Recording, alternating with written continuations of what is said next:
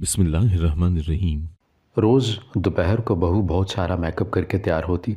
इतने में एक पर्देदार लड़की उसे लेने आती और वो ये कहकर चली जाती कि दर्स में जा रही हूँ, लेकिन जब मैं भी साथ चलने का कहती तो डर जाती और कहती कि दर्स सिर्फ जवान लड़कियों का है। मुझे उसकी बात बहुत अजीब लगा करती। मैं समझ गई कि वो मुझसे झूठ बोलती है।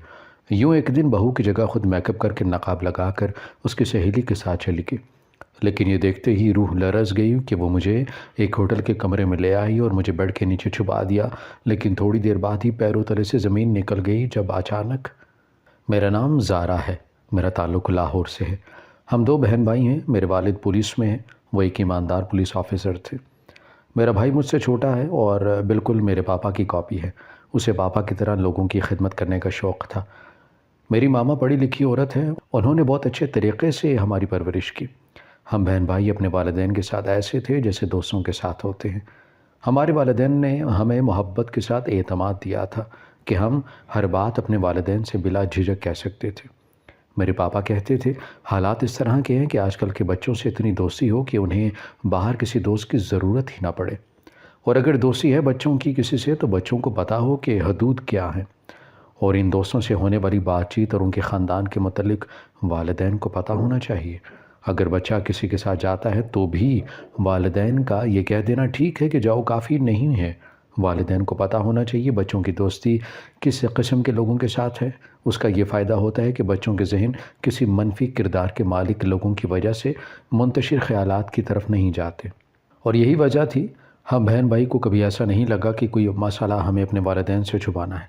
हम हर बात उनसे कहते थे और मेरे पापा तो थे ही सुपर हीरो। उनके पास हमारे हर मसले का हल होता था। मेरे मैट्रिक के एग्ज़ाम हो गए थे। मुझे पापा ने एक अच्छे कॉलेज में एडमिशन दिला दिया था। मैं एक पढ़ाकू बच्ची थी। मुझे बहुत पढ़ना था और आगे बढ़ना था। ज़िंदगी में किसी मकाम पर पहुंचना था। मुझे भी अपने पापा की तरह कुछ बनना था, इसीलिए मैं बहुत मेहनत कर रही थी। मैं और मेरा भाई अली चुपके चुपके मामा पापा के लिए सालगिरह की शॉपिंग कर रहे थे। हम लोगों ने उन्हें बताए बगैर सारे अरेंजमेंट्स कर लिए थे। मामा पापा उस दिन मेरी नानों की तरफ थे। रात को जब वापस आए तो देखा कि सारे घर में अंधेरा है। पापा ने मुझे और अली को आवाज़ दी कि भाई ये लाइट्स क्यों ऑफ हैं। जैसे ही पापा ने लाउंज में कदम रखा हम लोगों ने लाइट्स ऑन कर दी और साथ ही उन दोनों पे फूलों की बरसात कर दी। सारा घर हम लोगों के कहकों से गूंज रहा था। मैंने अपनी फैमिली की दायमी खुशियों की दुआ की थी।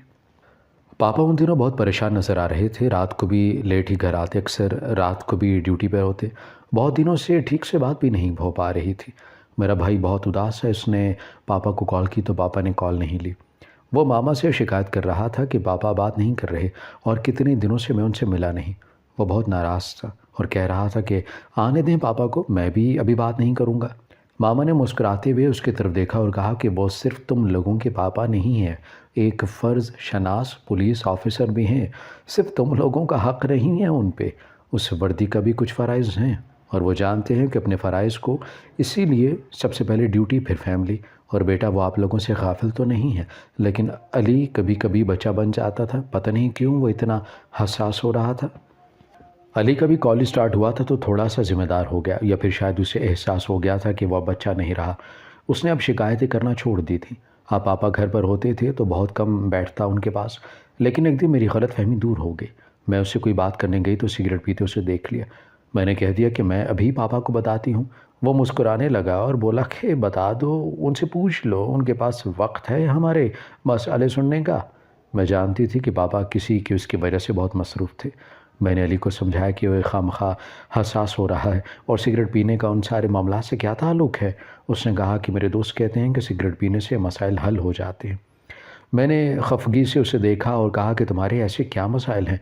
शुक्र करो सब कुछ है हमारे पास। एक खुशहाल ज़िंदगी है जिसके लोग ख्वाब देखा करते हैं और इतने प्यार करने वाले दैन हैं। क्या चाहिए तुम्हें। अली दिन ब दिन हमसे दूर हो रहा था। मामा बात करने की कोशिश करती तो कहता कि मुझे पढ़ने दी और कभी कहता कि सोने दे, नींद आ रही है। मामा ने मुझसे कहा कि तुम पूछो इसके साथ मसला क्या है। मैं उन्हें क्या कहती कि मसला क्या है क्या। मुझे ख़ुद अली की समझ नहीं आ रही थी। मैं उसे कॉफ़ी पर बाहर ले आई। फिर हम एक आर्ट गैलरी गए। उसे बहुत लगाव था आर्ट से। वो बहुत दिलचस्पी से देख रहा था। मैंने बातों बातों में पूछा, अली परेशानी है कोई। उसने मेरी तरफ देखे बगैर ही कहा कि मुझे लगता है कि पापा मुझसे मोहब्बत नहीं करते। मैंने खफगी से उसे देखा और कहा कि तुम्हें ये क्यों लगा। کون سی ضرورت ہے، ہماری کون سی خواہش ہے جو پوری نہیں ہوئی ہے؟ اپنے آپ کو دیکھو، کپڑے جوتے تو ایک طرف تمہاری گھڑی اور چشمہ تک برانڈڈ ہے، شہر کے سب سے بہترین اور مہنگے کالج کے اسٹوڈنٹ ہو، کمی بتاؤ کہ کیا ہے؟ علی نے طنزیہ مسکراہٹ سے مجھے دیکھا اور کہا کہ وقت کی کمی ہے، توجہ کی کمی ہے، بتاؤ ہے یا نہیں؟ میں نے پاپا سے بات کرنے کا سوچا، معاملہ اتنا آسان نہیں تھا جتنا نظر آ رہا تھا۔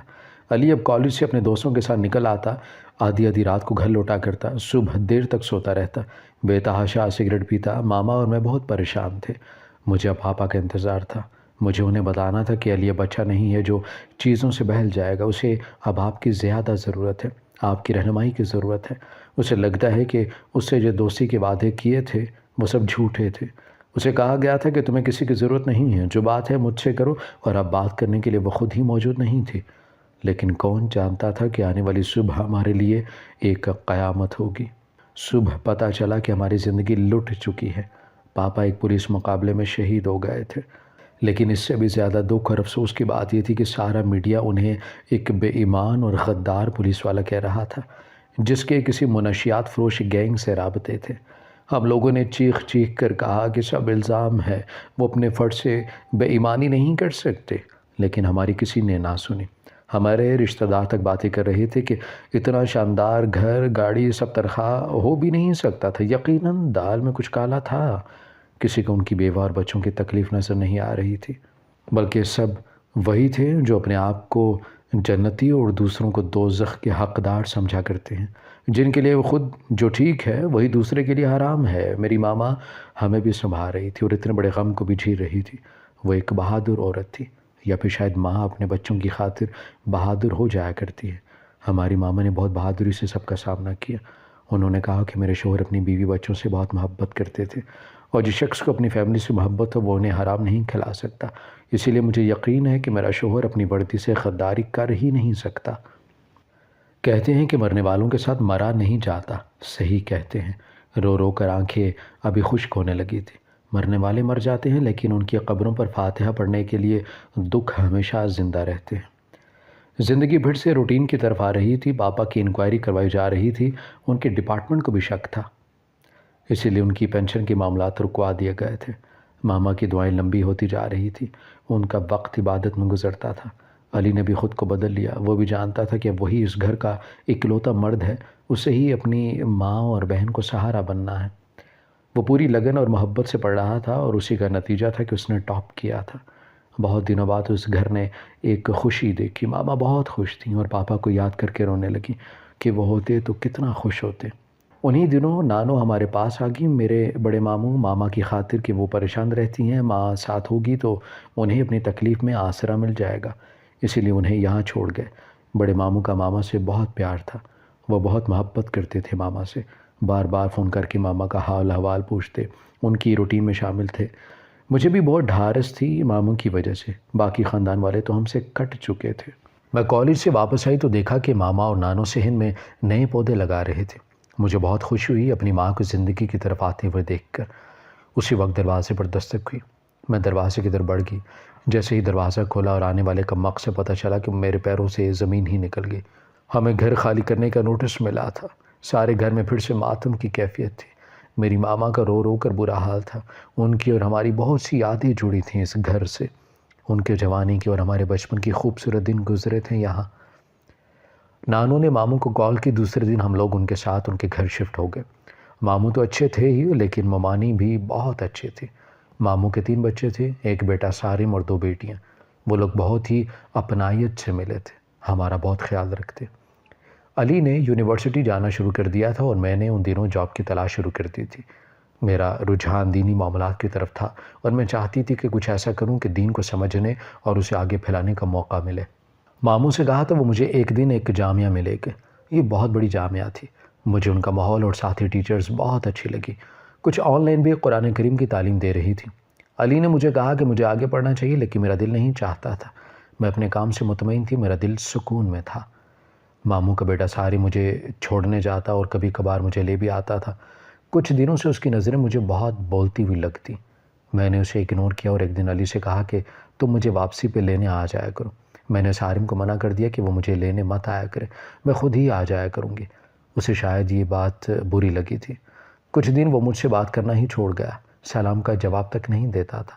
ایک دن میں چھت پر گئی تو وہ وہیں بیٹھا تھا، کانوں میں ہینڈ فری لگائے کچھ سن رہا تھا، آنکھیں بند تھیں۔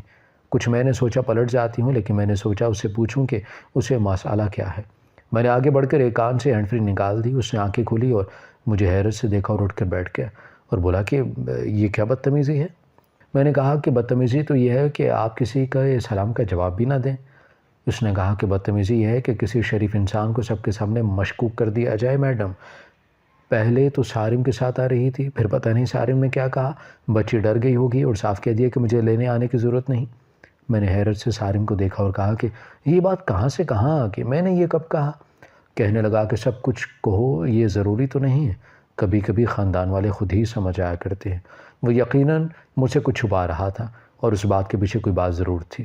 میں نے اسے کہا کہ مجھے خود یہ اچھا نہیں لگتا کہ تم اتنی تکلیف اٹھاتے ہو، میرا بھائی مجھے لے آیا کرے گا۔ اور رہی بات لوگوں کی، تو لوگ کچھ دنوں میں بھی باتیں بناتے ہیں، روز سارم کے ساتھ آتی جاتی ہے تو بہتر ہے ابھی سے بات ختم۔ میں کہہ کے پلٹنے لگی تو اپنے پیچھے سارم کی آواز سنی، کہنے لگا کہ میں نے ابا سے کہہ دیا ہے کہ مجھے آپ کی چڑی ہوئی بانجی قبول ہے، بہت جلد وہ پھپھو سے تمہارے اور میرے رشتے کی بات کریں گے، پھر تو مسئلہ نہیں ہوگا نا؟ میں نے حیرت سے اسے دیکھا اور کہا کہ یہ فیصلہ تم اکیلے کیسے کر گئے؟ مجھ سے پوچھا۔ کہنے لگا کہ میں نے سنا ہے کہ محبت کرنے والوں کی روحیں محبت کے احساس کو محسوس کر لیتی ہیں۔ میں نے اسے کہا کہ میرا دل ہے کوئی مندر کی گھنٹی نہیں کہ جس کا دل چاہا بجائے۔ مجھے تم سے محبت نہیں، مجھے ابھی شادی ہی نہیں کرنی، میرے بہت سے خواب ہیں، انہیں پورا کرنا ہے اور کچھ فرض ہیں جو باقی ہیں۔ کہنے لگا کہ کرو خواب پورے، فرض بھی نبھاؤ، میں تمہارے ساتھ کھڑا رہوں گا۔ میں نے اسے دیکھا اور کہا کہ میں ابھی کوئی فیصلہ نہیں لے سکتی۔ انہی دنوں ماما کی طبیعت خراب رہنے لگی، کچھ دنوں میں وہ سالوں کی بیمار لگنے لگی۔ ماموں اور میں انہیں باقاعدگی سے ڈاکٹر کے پاس لے کر جاتے، میڈیسن اور خوراک کا بھی خاص خیال رکھا جا رہا تھا، لیکن ان کی طبیعت سنبھل نہیں رہی تھی۔ اور ایک دن پتہ نہیں کیوں وہ ڈر کے اور اپنے بھائی سے کہا کہ سارم کی شادی زارا سے کرتے۔ ماموں بہت خوش تھے اس بات سے، ایسا لگتا تھا کہ جیسے وہ بھی یہی چاہتے تھے۔ نانو بار بار میرا ماتھا چومتی اور پیار کرتی تھیں، کہتی کہ میری بہت خواہش تھی کہ تو سارم کی دلہن بنے، اور شکر ہے رب نے میری سن لی۔ نانو اب کہہ رہی تھی کہ سارم بہت اچھا ہے، بہت نرم مزاج کا مالک ہے، تم دیکھنا وہ تمہیں بہت خوش رکھے گا۔ اور میں سوچ رہی تھی کہ میں نے تو بہت بڑے ڈائلاگ مارے تھے اس کے سامنے، اب کیا ہوگا؟ میرا اور سارم کا نکاح کر دیا گیا۔ یہ سب کچھ اتنا اچانک تھا کہ مجھے سمجھ ہی نہیں آ رہی تھی کہ میں خوش ہوں یا نہیں۔ اگر مجھے خوش ہونا ہے تو کیا وجہ ہے میرے پاس خوش ہونے کی؟ خود سے سوالوں میں مصروف تھی جب سارم آ گیا اور میرے سامنے بیٹھ گیا۔ کہنے لگا کہ پہلی بات یہ ہے کہ اتنا بھی برا نہیں۔ میں کہنے لگا کہ روئے کیوں جا رہی ہو؟ اور دوسری بات کہ چلو آج کے دن تو تم مجھ سے شرما لیتی۔ میں روتے ہوئے اس کی طرف دیکھا اور کہا کہ خوش ہونے کی بات بھی نہیں ہے، بتاؤ کس بات پہ خوش ہوں؟ میرے سارے خواب رہ گئے ہیں، مجھے کچھ کرنا تھا، سب کچھ بیچ میں رہ جائے گا۔ سارم نے میرا ہاتھ پکڑا اور کہا کہ وعدہ کرتا ہوں تمہیں تمہارے خوابوں کی تعبیر دلا کر چھوڑوں گا۔ جامعہ میں میری دوستی فاطمہ سے ہی بہت ہی قابل لڑکی تھی، اس سے میں نے بہت کچھ سیکھا۔ اس سے سیکھا کہ اگر بہادر نہیں رہو گی تو دنیا تمہیں بزدل سمجھ کر ڈراتی رہے گی، اس لیے اگر چاہتے ہو کہ دنیا تمہیں ڈرا نہ سکے تو بہادر بن جاؤ۔ میں اور فاطمہ ساتھ کھانا کھاتے شاپنگ کرتے۔ اس دن اس نے بتایا کہ اس کے ایک انکل ہیں، ان کی بیٹی کی سالگرہ ہے، وہ اصرار کر کے مجھے بھی ساتھ لے گئے۔ اس کے انکل کو دیکھ کر میں حیران رہ گئی، انہیں اکثر ٹی وی پر دیکھا تھا، سیاست سے بھی تعلق تھا۔ میں نے جب ان سے ملنے کا اظہار کیا مجھے یقین نہیں آ رہا تھا کہ آپ میرے سامنے ہیں، تو ہنسنے لگے اور پیار سے میرے سر پر ہاتھ رکھا اور بولے کہ جیسی فاطمہ میری بیٹی ہے ویسے ہی تم ہو، بلکہ مجھے خوشی ہوگی کہ تمہارے کسی کام آ سکوں، اگر کبھی بھی کوئی کام ہو تو بلا جھجک بتا دینا۔ واپسی پہ فاطمہ کے انکل نے ڈرائیور کو بھجوا کر ہمیں گھر پہنچایا۔ کافی دیر ہو گئی تھی، ماما تو جاگ ہی رہی تھی، آج ممانی بھی کڑے تیوروں سے مجھے دیکھ رہی تھی۔ مجھے دیکھا اور پھر ماما کی طرف اور اپنے کمرے میں چلی گئی۔ میں ماما کے ساتھ ہی بیٹھ گئی اور ماما سے ان کی طبیعت کا پوچھا اور ان کا موڈ ٹھیک کرنے کو میں نے کہا۔ ماما آپ نے غور کیا سارے بالکل اپنی ماں جیسا ہے، وہ بھی ایسے ہی آنکھوں سے ہی جتاتا ہے۔ میں اب ہنس رہی تھی اور ٹی وی کا ریموٹ اٹھا کے ٹی وی آن کر دیا، لیکن سامنے چلنے والی خبر نے حیران کر دیا۔ ماما بھی حیران تھی۔ فاطمہ کے انکل کو گرفتار کر لیا گیا تھا، ان کے گھر سے کچھ ایسا مواد ملا تھا جس کی وجہ سے پولیس انہیں گرفتار کر کے لے گئی تھی، ثبوت بھی مل گئے تھے۔ سارم بھی آ گیا اور اب ماما سے باتیں کر رہا تھا۔ میرا سارا دھیان ٹی وی پر چلنے والی خبر پہ تھا جب سارم نے مجھے آواز دی، بیگم اگر خبروں پہ تبصرہ ہو گیا ہو تو چائے پلا دو، آنٹی کی دوائی بھی دیکھ لو۔ میں نے دے تو دی تھی، تم روز دیتی ہو، ایک بار چیک اپ کر لو۔ میں نے تشکر بری نظروں سے اپنے شوہر کو دیکھا جو روز روز میرا پہلے سے زیادہ خیال رکھتا تھا۔ اب وہ ہنس کر مجھے ہی دیکھ رہا تھا، بولا کہ اپنی بیٹی کو سمجھا لے، کبھی کبھی گھور کے مجھے دیکھتی ہے، مجھے بخار ہو جاتا ہے۔ یقین کریں پھپھو، بڑی کالی نظر ہے اس کی، میں اپنی ماں کو بتاؤں گا۔ سارم نے اتنی معصومیت سے کہا تھا کہ میری اور ماما کی ہنسی نہیں رک رہی تھی۔ میری ماما نے مجھے ہنستے دیکھا تو ڈھیروں دعائیں دی میرے لیے، اور مجھے یقین تھا کہ میری ماں کی دعائیں ضرور پوری ہوں گی اور بہت جلد میں اپنا مقصد پورا کر لوں گی، جس کو حاصل کرنے کے لیے مجھے بعد میں سکون آنا تھا۔ ایک دن میری ساس نے سارم سے کہا کہ روز بہو بہت سارا میک اپ کر کے تیار ہوتی ہے، اتنے میں ایک پردے دار لڑکی اسے لینے آتی ہے اور وہ یہ کہہ کر چلی جاتی ہے کہ درس میں جا رہی ہوں، لیکن جب میں بھی ساتھ چلنے کا کہتی ہوں تو ڈر جاتی اور کہتی کہ درس صرف جوان لڑکیوں کا ہے۔ مجھے اس کی بات بہت عجیب لگتی، میں سمجھ گئی کہ وہ مجھ سے جھوٹ بولتی ہے۔ یوں ایک دن بہو کی جگہ خود میک اپ کر کے نقاب لگا کر اس کی سہیلی کے ساتھ میں چلی گئی، لیکن یہ دیکھتے روح لرز گئی کہ وہ مجھے ایک ہوٹل کے کمرے میں لے آئے اور مجھے بڑھ کے نیچے چھپا دیا، لیکن تھوڑی دیر بعد ہی پیروں تلے سے زمین نکل گئی جب ایک شخص اندر آیا اور بولا کہ بے فکر رہیں، آپ کا نام نہیں آئے گا۔ سارم، یقین کرو بیٹا، یہ لڑکی کچھ ایسا کر رہی ہے جو ہم نہیں جانتے، یہ ہمیں برباد کر دے گی۔ اس سے پہلے اسے پوچھو یہ ہوٹل میں کیا لینے گئی تھی اور وہ شخص کون تھا۔ سب لوگ لاؤنج میں جمع تھے جب سارم نے بتانا شروع کیا، جس سے سن کر سب کی آنکھیں حیرت سے کھل گئیں۔ سارم نے بتایا کہ آپ لوگ پریشان نہ ہوں، میری بیوی کوئی غلط کام نہیں کر رہی اور جو وہ کر رہی ہے اسے میرا اعتماد حاصل ہے، وہ ایک ایجنٹ ہے اور یہ بات صرف میں ہی جانتا تھا اور اب آپ لوگ جانتے ہیں، لیکن یہ بات یہاں سے نکلنی نہیں چاہیے۔ وہ اپنے باپ کے دشمنوں کو ڈھونڈ رہی تھی اور اسے ان کو کیفر کردار تک پہنچانا تھا، جس کے لیے اس نے خفیہ ایجنٹ بن جانا بہتر سمجھا اور اپنے باپ کے گناہ گاروں تک پہنچ گئی۔ اس دن وہ سیاسی لیڈر بھی اس کی وجہ سے ہی پکڑا گیا تھا، اس نے ہی اس دن اس کے گھر میں مہمان بن کے سارے ثبوت پولیس تک پہنچائے اور وہ آج جیل کے سلاخوں کے پیچھے تھا۔ وہ ایک غدار تھا، منشیات میں ملوث تھا، اس کا ٹارگٹ کالج اور اسکول کے بچے تھے۔ اس نے بہت سے لڑکے اپنے کام کے لیے کالجز میں چھوڑ رکھے تھے جو اس کے لیے کام کرتے تھے۔ وہ نوجوان نسل کو اس نشے کا عادی بنا رہا تھا۔ دوسری طرف وہ ایک باعزت شخص بنا ہوا تھا، لوگ اسے ووٹ دیتے اور اپنا مسیحا سمجھ رہے تھے۔ اسی کی وجہ سے زارا کے باپ پہ غداری کا الزام لگا تھا اور اس کے شہید باپ کو بے ایمان پولیس آفیسر کہا گیا۔ میڈیا میں یہ بات پہنچا دی گئی اور سارے شہر و خاندان میں ان کی عزت اور نیک نامی کا جنازہ نکال دیا گیا تھا۔ وہ اندر ہی اندر بدلے کا سوچ رہی تھی، اسے اپنے باپ کے ماتھے پر لگا غداری کا داغ مٹھانا تھا اور پھر سارم اور فاطمہ کی مدد سے کچھ ممکن ہوتا گیا اور آج وہ سکون کی نیند سو رہی تھی۔ سارم نے پاس لیٹی اس لڑکی کو دیکھا جو دیکھنے میں اتنی نازک تھی اور حقیقت میں وہ بہت ہی مضبوط لڑکی تھی، بہت بہادر۔ سارم نے اپنی بیوی کو فخر سے دیکھا اور سوچا کہ اللہ اسے ہمت دے کہ وہ اسی طرح اس لڑکی کے ساتھ قدم سے قدم ملا کے چلتا رہے۔ صبح سارم جلدی اٹھ گیا تھا لیکن وہ ابھی تک سو رہی تھی۔ سارم کچن میں آیا تو اماں کو ناشتے میں مصروف دیکھا تو پیار سے باہیں ان کے گلے میں ڈال دی۔ سارم کی ماں نے غصے سے اسے دیکھا اور کہا کہ بیوی کے چمچے بن گئے، میں اتنے دن پریشان رہی کہ جاتی کہاں ہے اور کیا کرتی پھر رہی ہے، شکر ہے میں اسے لڑ نہیں پڑی، تم نے مجھے بھینک بھی نہیں پڑنے دی، کم از کم مجھے تو بتانا چاہیے تھا۔ سارم نے کہا کہ ماں اس کے کام کی نوعیت ہی ایسی تھی کہ اسے سیکرٹ ہی رکھا جاتا، اور اب تو آپ جان گئی ہیں نا، دیکھنا آپ کی بہو خفیہ پولیس ہے، بچ کے رہیے گا۔ اب وہ ہنس رہا تھا اور سارم کی ماں نے اپنے بچوں کی سلامتی کی دعا مانگی۔ وہ بہت خوش تھی کہ انہوں نے اپنے بچے کے لیے رشتوں کی قدر کرنے والی لڑکی ڈھونڈی تھی۔ پاپا کا کیس ہم لوگ جیت گئے تھے، ثابت ہو گیا تھا کہ پاپا بے گناہ تھے، اور میڈیا پر صبح سے یہ خبر بار بار چلائی گئی تھی کہ پاپا کے دشمن اپنے انجام کو پہنچ چکے تھے۔ میں خوش تھی کہ اپنے بابا سے محبت کا تھوڑا حق تو ادا کر سکی، وہ یقیناً آج مجھے دیکھ کر فخر سے مسکرائے ہوں گے۔